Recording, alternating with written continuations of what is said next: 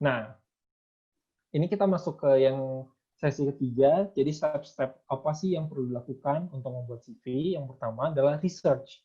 Ini sebenarnya bukan khusus buat CV sih, tapi khusus sebenarnya lebih kayak general sebelum kalian emang mau mendaftar ke suatu pekerjaan atau kalian mau mendaftar ke sebuah organisasi, ya kalian lebih baik research dulu.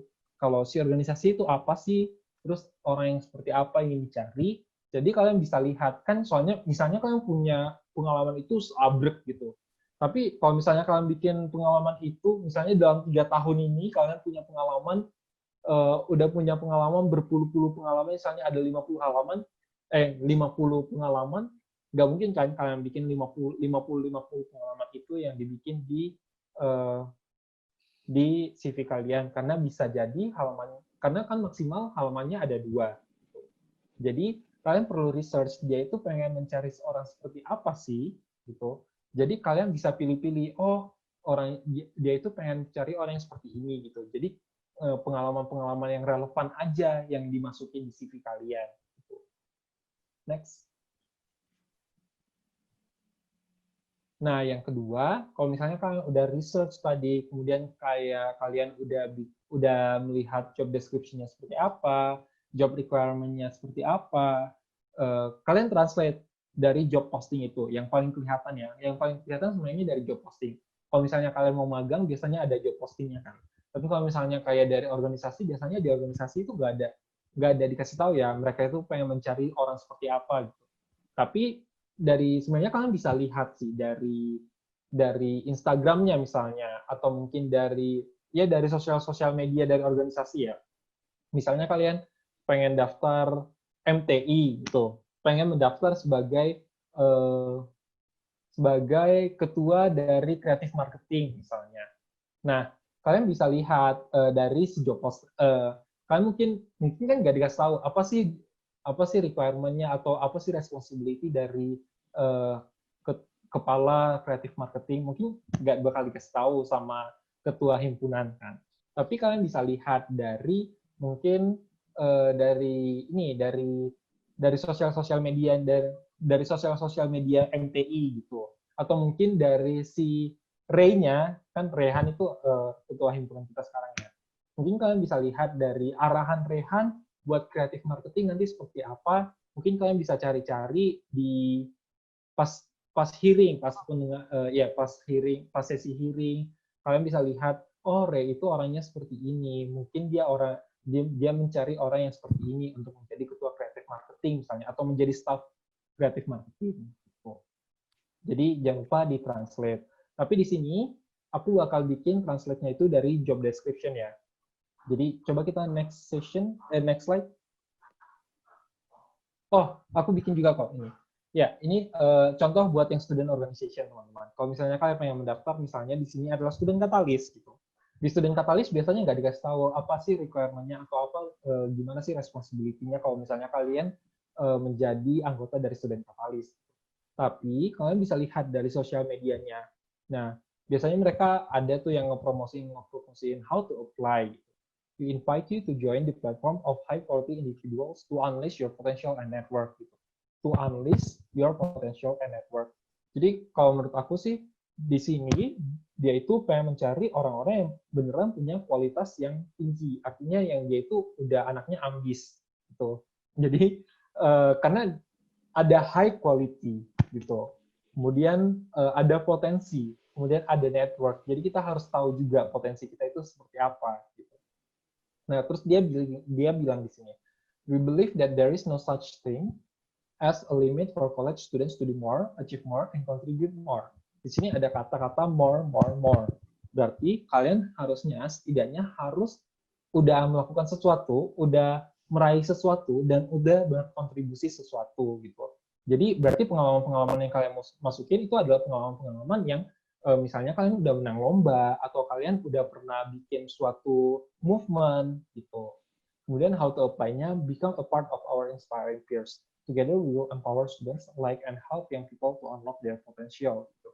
Jadi ya kalian itu harus menunjukkan kalau kalian itu orang-orang yang ini suka apa ya empower gitu, suka berbagi, atau mungkin orang-orang yang suka apa ya, yang ya anaknya yang ambis lah gitu. Karena seperti yang kayak tadi, yang balik lagi ke high quality. Ini aku cari di sosial media mereka ya, sosial media dari Student Catalyst. Oke, next. Nah, terus selanjutnya ada share. Ini aku bikin contohnya lagi, ada share. Di share udah dikasih tahu nih, dia itu mencari orang seperti apa gitu. Dia bilang a bright student gitu. Jadi pastikan GPA kalian berarti harus bagus dong. Pengalaman kalian menunjukkan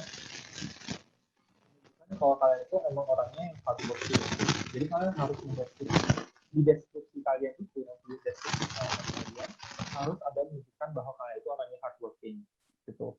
Kemudian open-minded and committed to change the world. Jadi pengalaman-pengalaman kalian juga harus menunjukkan kalau kalian itu orangnya yang open-minded dan committed to change the world. Misalnya kalian ikut sebuah pergerakan apa, lingkungan misalnya, atau gimana. Next. Nah, ini sebenarnya buat udah masuk ke yang bagian pekerjaan atau magang gitu. Jadi biasanya umumnya sekarang perusahaan-perusahaan itu udah mulai pakai ATS untuk melihat CV kita. Apa itu ATS? ATS adalah Applicant Tracking System, teman-teman. Ini banyak banget orang-orang yang masih belum tahu, mahasiswa yang belum tahu, banyak banget mahasiswa-mahasiswa yang belum tahu. Jadi kebanyakan sekarang perusahaan-perusahaan, khususnya perusahaan multinasional ya, karena saking banyaknya aplikasi yang masuk ke mereka, jadi mereka itu harus menyortir, kan nggak mungkin kan mereka meng-hire banyak recruiter gitu, padahal kerjanya hanya untuk melihat CV. Nah, kebanyakan mereka itu udah mulai menggunakan sistem ini, applicant tracking system. Jadi kayak di sini ada fakta-faktanya. Jadi dari sebuah riset, 75% perusahaan-perusahaan yang gede sekarang udah menggunakan ITS sebagai bagian dari proses rekrutmen mereka. Gitu. Ini bukan hanya terbatas pada untuk mendaftar suatu pekerjaan full time ya, tapi ke magang pun sekalipun sekarang udah mulai menggunakan ITS ini. Kemudian 75% resume atau CV tadi tidak akan pernah dilihat oleh human eyes. Jadi hanya 25% lagi. Jadi ini jadi dia hanya ATS ini menyortir 25% orang yang paling bagus, yang paling sesuai dengan kriteria yang udah ditetapkan sama rekruternya. Gitu. Jadi 75% lagi udah dibuang, nggak bakal dilihat sama rekruternya. Kemudian kenapa sih 75% itu nggak dilihat sama rekruternya? Karena mereka omitting. Omitting itu bahasa Indonesianya menghapus, bukan menghapus, mengabaikan gitu. Dia di CV-nya itu nggak ada keyword dibikinnya. Maksudnya gini, jadi di job description, di job posting itu biasanya perusahaan-perusahaan itu recruiter bikin di job posting itu ada keyword-keywordnya. Nah, tujuan kalian sekarang adalah kalian harus tahu nih keyword mana, apa dari job posting itu apa aja sih keyword-keywordnya gitu. Kalian harus translate tadi yang aku bilang. Kalian harus translate job posting itu menjadi untuk melihat mana sih keyword-keyword mana keyword-keyword dan perlu kalian cantumkan di CV kalian gitu. Karena semakin banyak keyword itu yang muncul di CV kalian, kecocokan kalian semakin tinggi, teman-teman. Jadi semakin tinggi kecocokan kalian, maka kalian rankingnya jadi di atas, jadi yang 25% tadi. Gitu. Nah, terus lanjut next. Ini contohnya. Ini aku ambil dari, kalau nggak salah, Shopee. Ya. Jadi di sini dikasih contoh.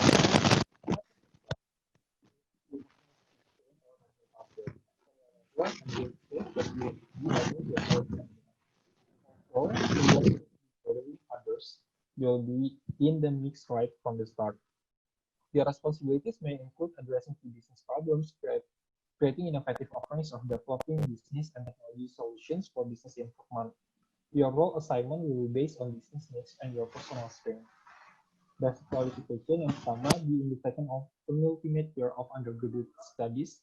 Kemudian yang kedua, track record of outstanding academic performance and co-curricular activities.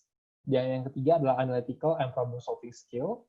keempat strong communication and interpersonal skills, dan yang terakhir adalah flexibility and willingness to work on different projects gitu. Nah, menurut kalian nih, menurut Kire dan Dara, kira-kira menurut kalian mana nih yang merupakan keyword yang harus dicantumkan di CV kita? Communication, interpersonal skills mungkin ya, kayak skill-skillsnya sih Kak. Oke, kalau dari Dara? Kalau menurut aku flexibility juga bisa. Oke. Nah, udah? Itu aja? Ada lagi? Baru kepikiran segitu sih Kak. Yeah. Oke.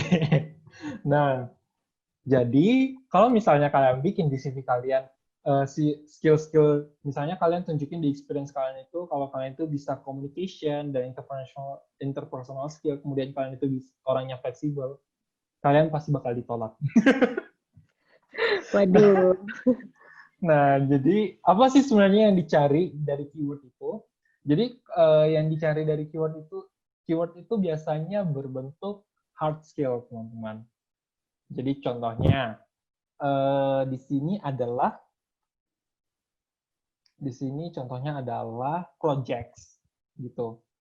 Jadi kalian harus bikin tuh di experience kalian itu setidaknya kalian memunculkan kata project gitu. Kalian harus munculin kata project, misalnya kalian manage 3 projects at the same time gitu misalnya, atau apalah gitu. Kalian posisinya seperti apa gitu. Kemudian di sini ada dibikin your responsibility may include addressing key business problems. Jadi setidaknya kalian harus nunjukin juga, misalnya kalian pernah ikut lomba gitu, atau mungkin kalian itu pernah bagian dari Avantrade gitu. Kemudian kalian di Avantrade kalian melihat ada masalah-masalah bisnis nih. Gitu. Jadi kalian tunjukin kalau kalian itu pernah memecahkan masalah bisnis di Avantrade dan apa sih solusi dari kalian gitu. Kemudian lanjut, di sini ada juga dibikin developing business and technology solutions for business improvement. Nah, kalau misalnya kalian pernah nih, misalnya membuat sebuah programming gitu, itu boleh kalian bikin tuh. Atau misalnya kalian mengimprove dari proses bisnis dari suatu organisasi kalian, itu boleh banget bikin di experience kalian. Itu bakal meningkatkan kecocokan kalian dengan kriteria-kriteria yang ada di sini. Jadi jangan lupa itu tadi hard skill-nya. Gitu. Hard skill dan dalam bentuk noun-nya. Gitu. Ya, nggak cuma hard skill aja, tapi noun juga. Noun ya kata benda. Itu makanya tadi ada project, kemudian ada business improvement. Next. Nah, ini diambil dari Zalora. Zalora Indonesia is looking for a young, bright, and dynamic intern to join our marketing family. This role requires you to adapt to high-paced fashion industry and supporting the business development team. This role is based Pancoran, South Jakarta. Responsibilities-nya yang pertama, assisting the business development team on partnerships and other day-to-day tasks. Yang kedua, creating presentation and report. Yang ketiga, helping out in events and team projects. Requirement-nya yang pertama, available full-time, must be in a marketing-related degree, passionate for fashion and merchandising, good communication skill, good at using this Excel, experience in project and events management is a plus, willing to learn, able to start as soon as possible. Nah, kira-kira menurut kalian yang mana nih? Sebagai keywordnya. Jangan lupa tadi noun dan hard skill. Business development. And marketing. Iya, itu boleh. Tapi itu udah judulnya gitu. Oke. Project ya.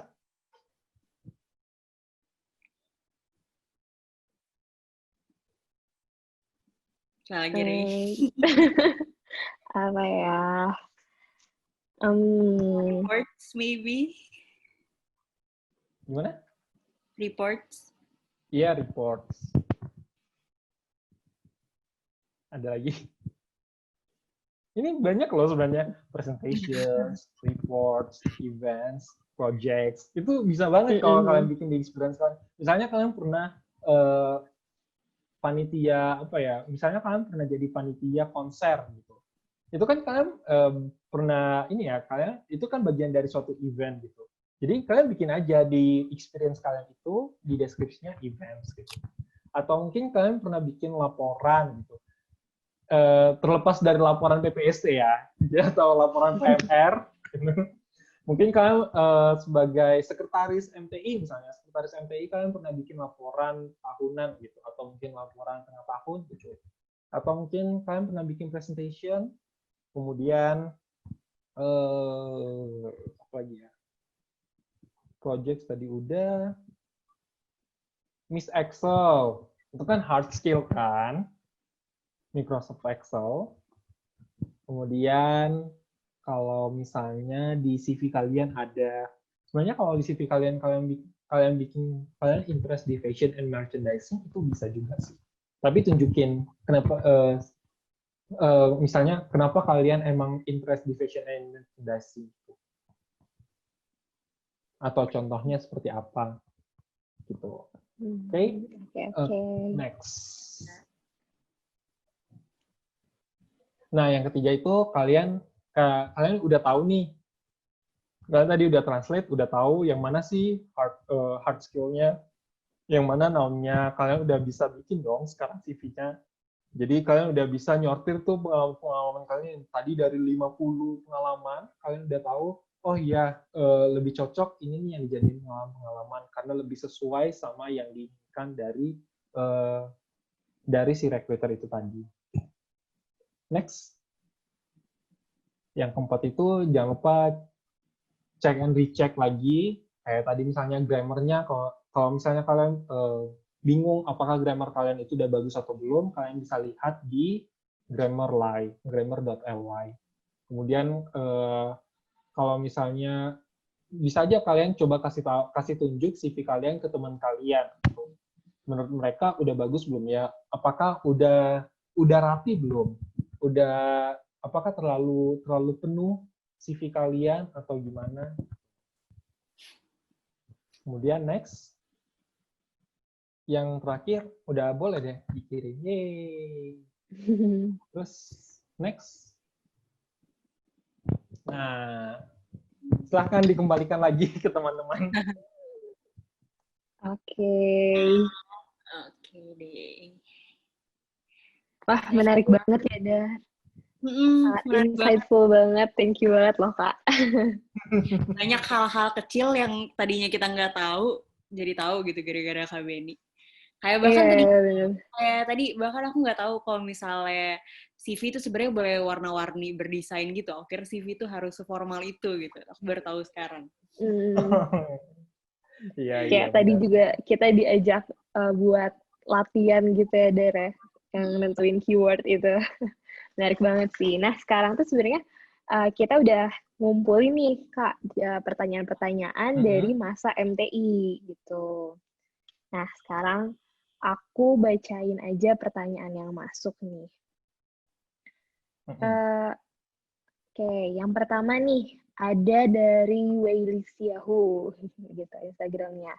Katanya kira-kira organisasi bidang apa yang akan berguna untuk pekerjaan seputar TIMR, gitu Kak. Jadi berkaitannya mungkin dengan experience gitu ya, dengan organization. Menurut Kakak tuh apa sih yang sesuai mungkin gitu dituliskan di CV?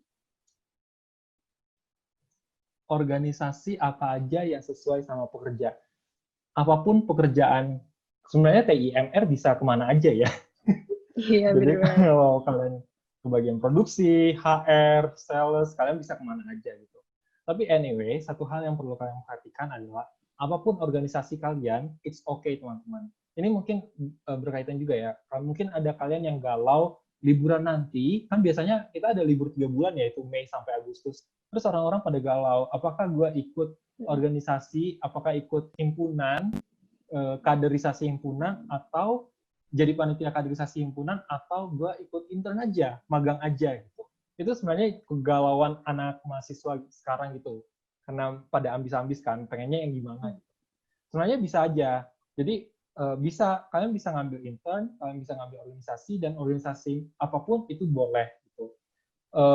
Nggak harus tadi kayak ikut share, nggak harus ikut student katalis, nggak harus ikut student ex-CEO. Kalian bisa kok mulai dari organisasi MTI misalnya. Nah, tapi maksudnya satu hal yang perlu kalian perhatikan ketika kalian ikut organisasi, pastikan kalau kalian itu melakukan sesuatu yang benar-benar impactful, gitu. Yang emang benar-benar ada result-nya, gitu.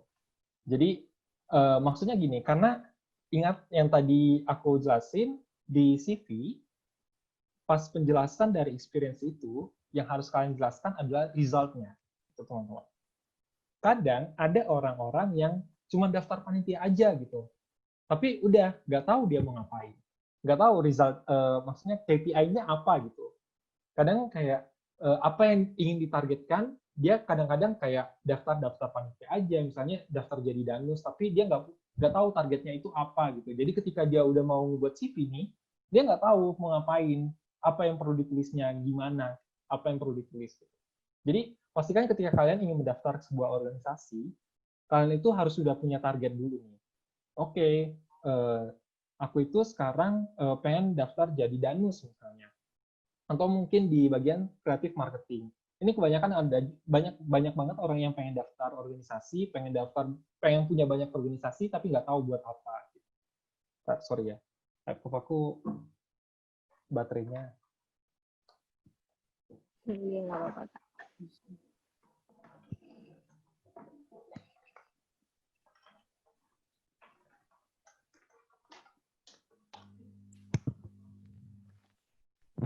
Jadi kebanyakan anak-anak sekarang itu dia itu pengen daftar banyak organisasi ke banyak kepanitiaan, tapi nggak punya result, nggak punya apa yang ingin dicapainya, dia nggak tahu gitu. Ya udah daftar aja atau ikut temen aja gitu. Jadi kayak pas udah waktunya untuk bikin CV, nggak tahu deh mau bikin apa gitu. Jadi setidaknya kita harus sudah punya target dulu di organisasi apapun kita yang ingin ikuti. Kita harus sudah punya target dulu nih. Kita udah punya target, oke, gue pengen jadi ini, ya gue pengen jadi, misalnya kalian ikut daftar Avantrade misalnya. Avantrade, karena aku itu Avantrade dulu. Jadi aku ikut daftar Avantrade, aku pengen daftar ke bagian Research and Development. Nanti di akhir, aku harus bisa menciptakan sebuah produk baru, gitu, yang profitnya bisa 50%. Gitu. Nah, jadi ketika nanti di CV pun, jadi karena aku udah punya target, kemudian nanti di akhir kepengurusan aku udah bisa mencapainya, di CV aku bisa langsung tahu mau bikin apa gitu. Jadi aku bisa langsung bikin di CV, I develop, jadi kayak bukan dimulai dari develop. Waktu itu aku bikin tote bag, jadi develop a tote bag yang memiliki profit sekian-sekian gitu. Jadi, dan organisasi apapun sebenarnya itu oke aja. Terus itu yang pertama, harus punya target buat di suatu organisasi, harus ada impactful-nya, harus punya dampak gitu. Harus ada purpose. Yang kedua, usahakan ketika kalian udah berada di suatu organisasi, usahakan kalian bisa mencapai mencapai posisi tertinggi. Posisi setinggi-tingginya gitu. Emang itu responsibility yang akan kalian miliki akan semakin tinggi, tapi hasilnya nanti ke depan, hasilnya di masa depan akan bagus, teman-teman. Jadi banyak misalnya kalian pengen kayak misalnya di MTI gitu. Usahakan kalian menjadi ketua himpunan. Tapi kalaupun nggak menjadi ketua himpunan, usahakan kalian setidaknya, ya tadi aku misalnya di Avantrade, aku awali aku awali keorganisasianku di MTI itu sebagai staff research and development. Kemudian di tingkat selanjutnya, aku kan udah bisa tuh di bagian menjadi ketua divisi gitu. Jadi ya aku usahain menjadi ketua divisi atau mungkin menjadi ketua Avantrade-nya gitu. Nah, kayak misalnya kalian ini kreatif marketing, usahain nanti tahun depan kalian menjadi sebuah ketua gitu, kayak cuma staff aja. Karena emang lebih worth it itu karena apa ya? Recruiter itu melihat dari responsibility kalian juga, tanggung jawab kalian.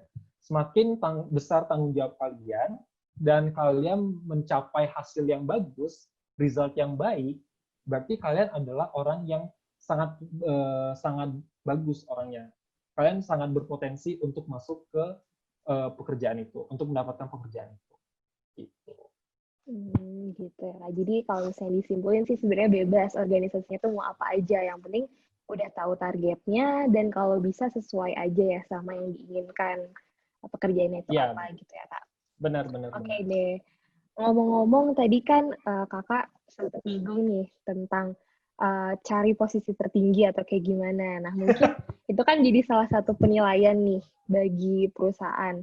Nah kebetulan banget nih ada yang pertanyaan selanjutnya tuh ngomongin uh, gimana sih penilaian yang dilakukan sama kebanyakan perusahaan dalam menilai CV gitu. Dari itu tadi, jadi kalau tadi perusahaan melihat dari yang aku bilang tadi, sebenarnya dari kecocokan dengan si job requirement dan job description-nya itu tadi. Makanya dan keyword mereka melihat dari result, yang pertama result, kemudian dilihat yang pertama keyword dulu sih, keyword, kemudian resultnya gimana gitu. Kalau misalnya kalian bilang oke ada projects gitu, tapi projects-nya itu seberapa banyak sih project yang udah kalian kerjain gitu.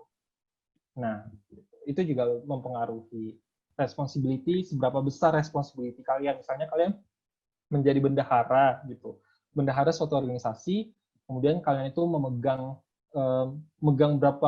seberapa banyak sih duit yang kalian pegang gitu. Misalnya mungkin kalian bisa memegang 100 juta, kemudian di kepengurusan kalian bisa sebagai bendahara bisa meminimalisir pengeluarannya gitu, atau mungkin belum memperbanyak pemasukannya, mungkin dengan melakukan usaha atau apa. Itu yang ini sebenarnya responsibility. Balik lagi sih, jatuhnya adalah result dan responsibility. Gitu ya.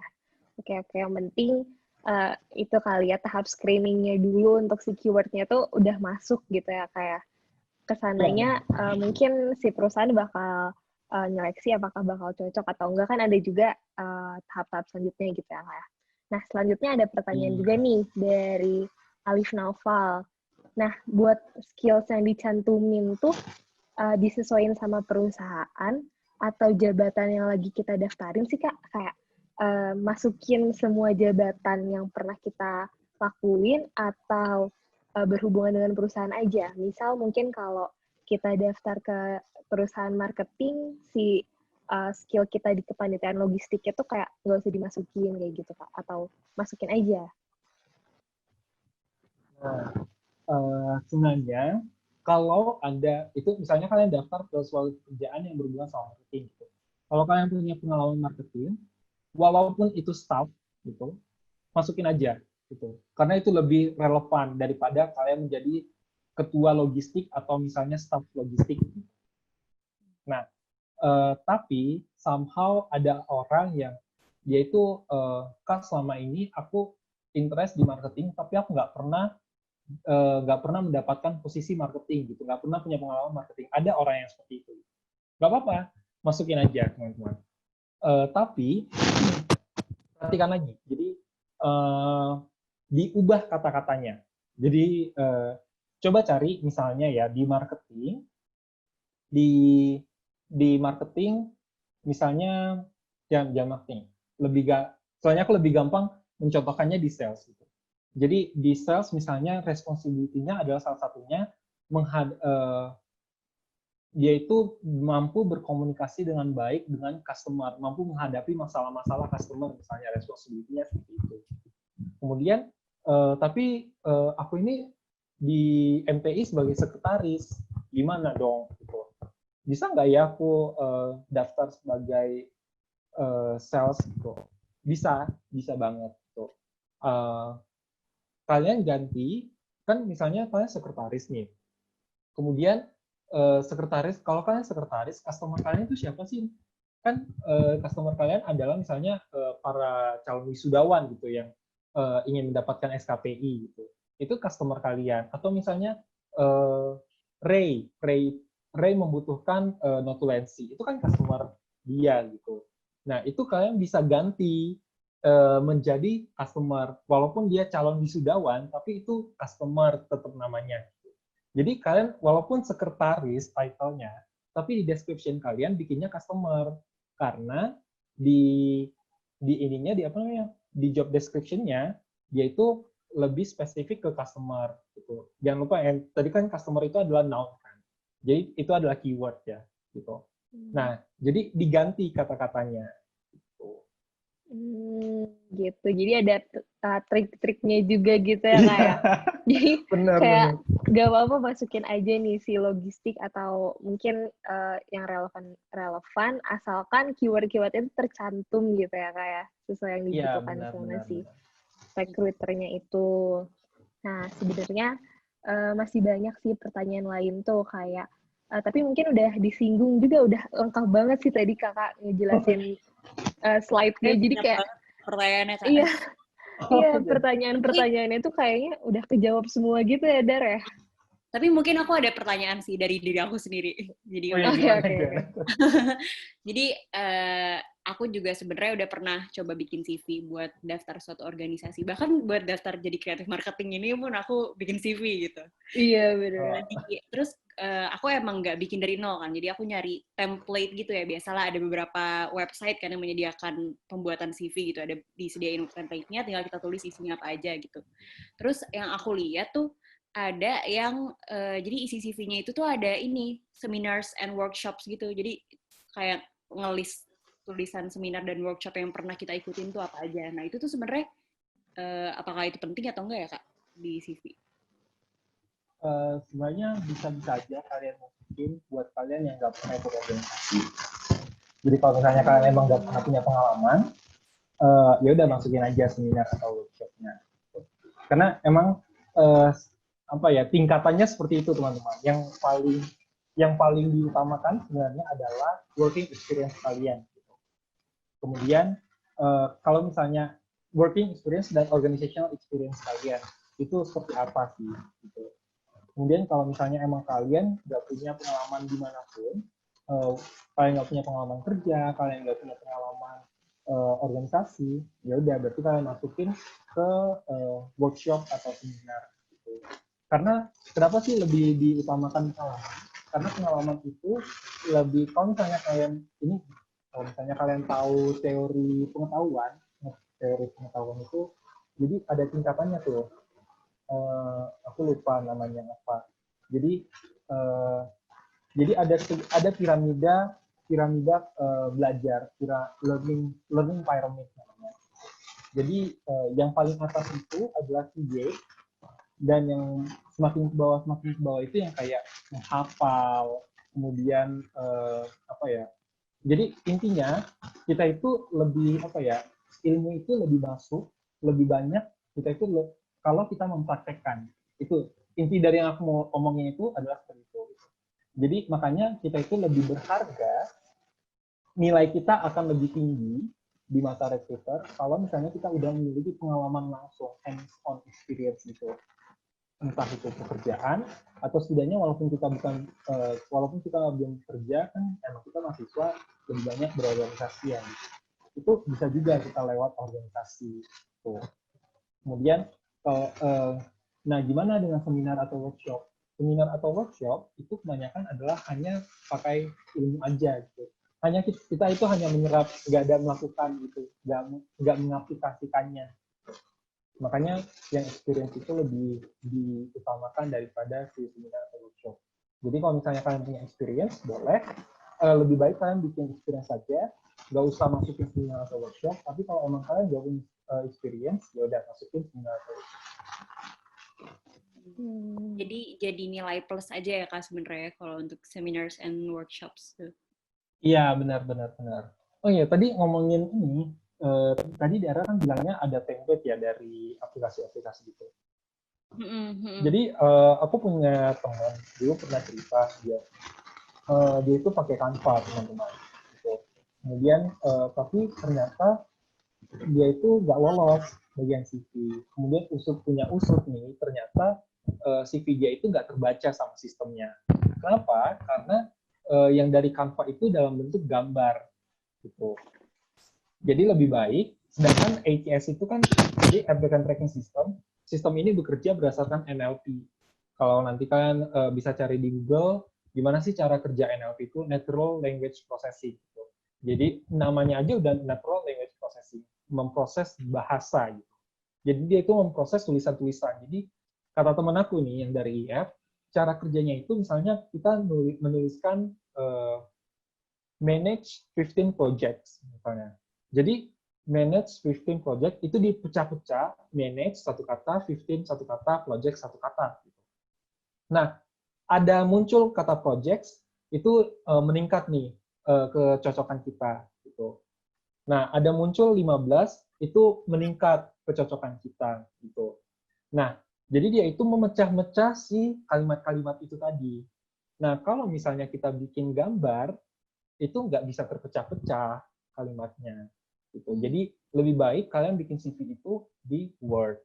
Gitu.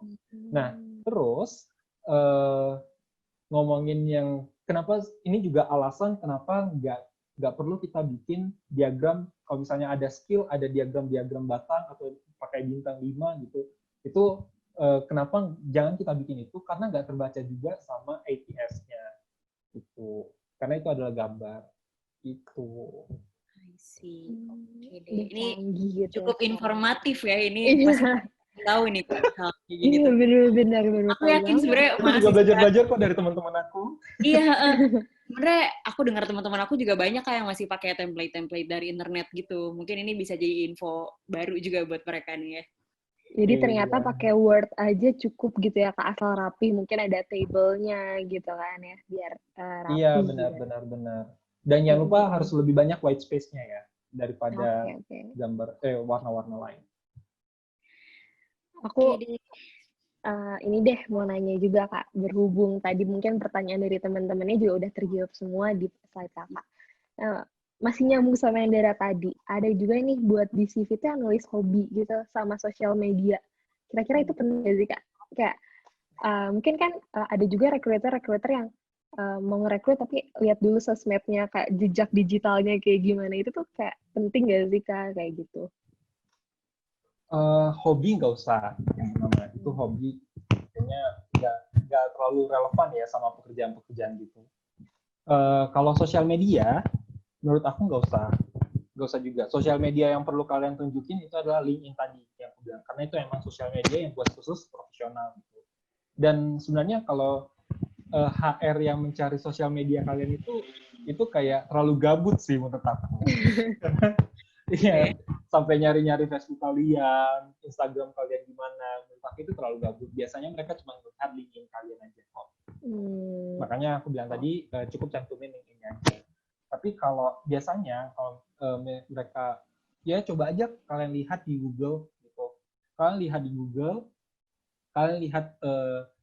kalian ketik nama kalian, cari apa sih yang kalau misalnya kalian ketik nama kalian di Google, apa sih yang muncul gitu?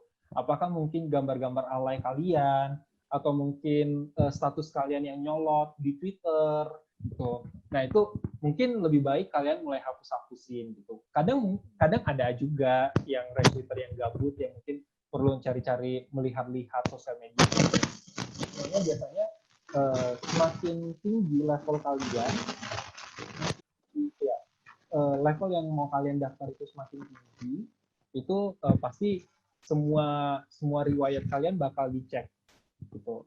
Mungkin sekarang kalau buat nanti fresh graduate mungkin nggak terlalu dicek, tapi mungkin someday mungkin di masa depan ketika kalian ingin mendaftar sebagai direktur gitu, pasti mungkin bakal dilihat tuh, di trace balik lagi ngeliat Twitter kalian gimana atau mungkin Facebook kalian gimana. Jadi mungkin lebih baik kalian perbaiki sekarang sosial media kalian, teman-teman, yang foto-foto alay mulai di-hide, status yang alay, yang mungkin status yang kurang enak dibaca gitu. Tapi buat yang di CV cukup tunjukin yang Oke. Jadi poin-poinnya mungkin udah ya udah yang kakak jelasin aja di slides gitu cukup ya, nggak usah nambah-nambahin lagi karena jarang gitu ya HR yang gabut, kan cuma 6-7 detik gitu ya. Iya, benar. Iya, ya, oke. Kita kepo aja ya, Re. Aku sama Kiki sebenarnya kepo aja, Kak. Hal-hal kayak gitu. Karena pekerjaan kalian, kalau lihat nih, recruiter kan dia itu udah ada, misalnya dia kerja dari jam 8 sampai nanti sore, jam 6 sore baru nyampe di rumah. Terus ngurusin anaknya lagi. Terus kapan dia mau ngestok kalian gitu? Mungkin sebelum tidur, Kak. Biasanya kan sebelum tidur. Iya, atau mungkin udah di tahap milih 2 kandidat atau gimana, terus kayak pilih yang mana ya, kayak gitu. Oh iya, itu bisa jadi sih, benar. Gitu ya. Nah, mungkin terakhir deh Kak, ada tips and trick banget nggak dari pengalaman pribadi Kakak mengenai bikin CV ini gitu? Mungkin kayak banyak orang-orang di luar sana yang nggak tahu, kayak mungkin insight-insight yang tadi kayak kalau misalnya CV kita tuh dibaca pakai komputer atau kayak gimana gitu Kak? Benar-benar. Mungkin tips dan trik aku yang pertama, jangan pakai itu tadi yang aku bilang yang paling awal banget, jangan pakai kata-kata yang dari internet, yang paling sering muncul di internet itu jangan pakai kata-kata itu. Coba ganti dengan kata-kata lain dan jangan lupa cantumkan bukti-buktinya dengan pengalaman kalian. Misalnya kalian itu adalah orang yang itu kalau misalnya kita bilang kita itu adalah orang yang result oriented, itu udah terlalu biasa gitu. Tapi cukup langsung kasih tahu aja kalau kita itu punya pengalaman pernah menjadi sebagai apa ya, pernah menjadi sebagai ketua himpunan gitu. Dan kita itu pernah mencapai ketika kita sedang jadi ketua himpunan, kita pernah menjadi himpunan terbaik se-ITB misalnya. Ada awardnya gitu. Nah, itu tunjukin aja. Jadi lebih baik brief summary kalian itu isinya adalah result-result yang signifikan yang membuat si recruiter itu menjadi tertarik untuk membaca ke bawah gitu. Karena brief summary itu yang paling atas banget kan yang dikasih tahu. Itu yang pertama. Yang kedua, ini sebenarnya nggak ada ngomong ini terlepas dari CV sih. Biasanya selain CV, recruiter tuh minta cover letter, teman-teman. Nah, kalau bisa, kalian tulis aja cover letter kalian. Soalnya biasanya recruiter itu bikin cover letter itu opsional ya, gitu. Boleh kalian cantumkan, boleh enggak, gitu. Tapi lebih baik kalian cantumkan juga, karena kadang